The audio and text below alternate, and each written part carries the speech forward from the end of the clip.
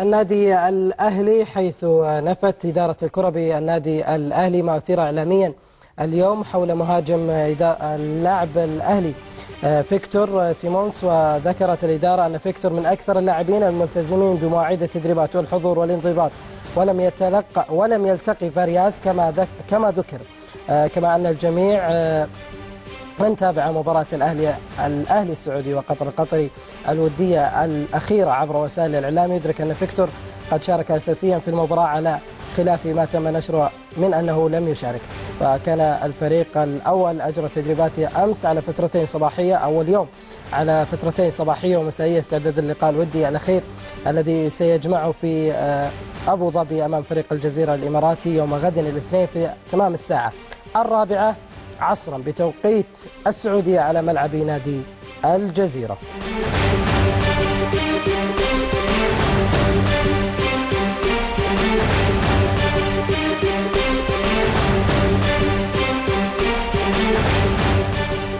وانضم معنا من العاصمة الإماراتية أبو ظبي الأمير فهد بن خالد رئيس النادي الأهلي. مساء الخير سمو الأمير. اهلا، مساك الخير اخوي هادي.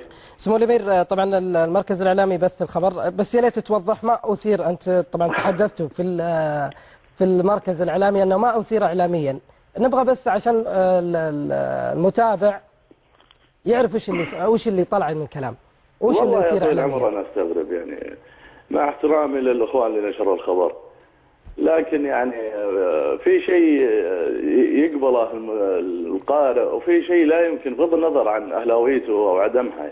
يعني رجل مشارك في المباراة وبالصور، وللاسف انه في مراسل واحده من الجرائد اللي نزلت الخبر موجود في الملعب يعني. لكن اللي استغربه انه يحسب على الكاتب انه اهلاوي. للاسف احنا يعني اذا كان هذا اللي بيجينا من الاخ هذا بالذات، يعني وانا ما ابغى اقول اسمه الان، للاسف يعني انه ايش الفائده اللي ايش الهدف اللي يبغى يوصل له؟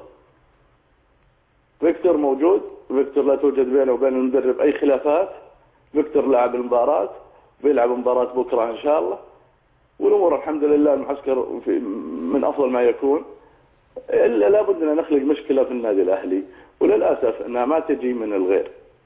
يعني هذه وانا اقولها والله، وانا اقولها يعني انا اكثر من واحد من الاخوان الاعلاميين الاهلاويين كان على اتصال معي اليوم.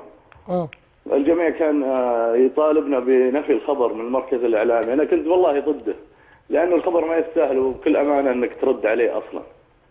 لكن انه لتوضيح الصوره فاضطرينا ان اليوم ننفي الخبر هذا. ذكر ايضا يعني انا ما ودي الموضوعيه تاخذ اكبر من حجمه، لانه بكل امانه ما يستاهل. طيب سمو الامير، اللي وصلنا من معلومات ان اللاعبين وفيكتور طبعا اخذوا اجازه حره، كلهم طلعوا برا، بس اللي وصلنا ان اللاعب فيكتور هو اللي تاخر بس. نعم فيكتور، انا صح هذا المعلومه؟ انا اقول لك اياها. اللي حدث كالتالي: كان عندهم فتره حره بعد تمرين الصباح لين 9 في المساء. فيكتور تاخر لين 10:30، لان كان في دبي. راح اللاعب برازيلي في دبي بمعرفتنا وعارفين، وكان مع شخص من النادي يعني حتى ما كان لحاله، ورجع من هناك واخذ عقابه الاداري، عوقب على تاخره مثل اي لاعب اخر. انه توصل انه ما جاء الا 6 الصبح وانه ما لعب مباراه، هذه فيها يعني فيها كذب للاسف.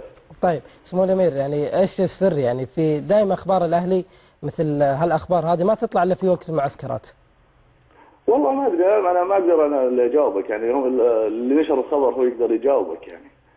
للاسف انه الاخ هذا كان له موقف العام وكان مبعد عن النادي. طيب سمو الامير، السنه للاسف انه تعاملنا معه كاهلاوي وان النادي للجميع. طيب لكن للاسف انه هذا اللي يجينا منهم. نقفل الموضوع هذا سمو الامير. استغل وجودك. المدافع المونتينيغرو من الجبل الاسود باتاك، وقعتوا معه رسميا؟ لا لسه، التوقيع ان شاء الله حيتم في جده. طبعا احنا بكره نختتم المعسكر ان شاء الله، بعثه يوم الثلاثاء الساعه 9 في الليل، اقلاعها من هنا لجده ان شاء الله. فغالبا الاربعاء باذن الله حنوقع معه في جده. طيب قررتوا بديل مين سمو الأمير؟ من راح يكون البديل؟ وبدال وندرسون. وندرسون. اي نعم. كل الشكر لك سمو الأمير فهد بن خالد رئيس النادي الأهلي. طبعا سمو الأمير متواجد في أبو ظبي.